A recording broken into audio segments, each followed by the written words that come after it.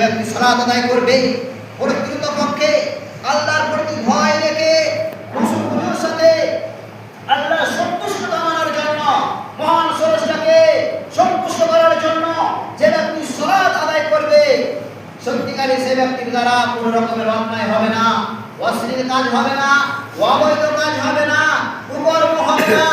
সে ব্যক্তি কোনো রকমের খারাপ কাজ করবে না, খারাপ কথাবার্তা বলবে না, অন্যায় করবে না, অন্যায়ের দিকে যাবে না, মানুষকে অন্যায়ের দিকে ধাবিত করবে না। সে ব্যক্তি অন্ধকারের দিকে যাবে না, জাহান্নামের পথ অগ্রসর করবে না, জাহান্নামের পথ সঞ্চয় করবে না, জাহান্নামের পথটা সে ব্যক্তি খুঁজে নেবে না। যে ব্যক্তি সত্যিকারের প্রকৃতপক্ষে একজন নামাজি হবে, একজন প্রকৃতপক্ষে একজন সালাত আদায়কারী হবে, একজন প্রকৃতপক্ষে মুসাল্লি হবে, তার দ্বারা কোনো রকমের অন্যায় হবে না, অত্যাচার হবে না। ইসলাম ধর্মের আমার আল্লাহ পাক রব্বুল আলামিন এটাই ঘোষণা করেছেন, এটাই বলেছেন যে সালাত এমন একটি বস্তু,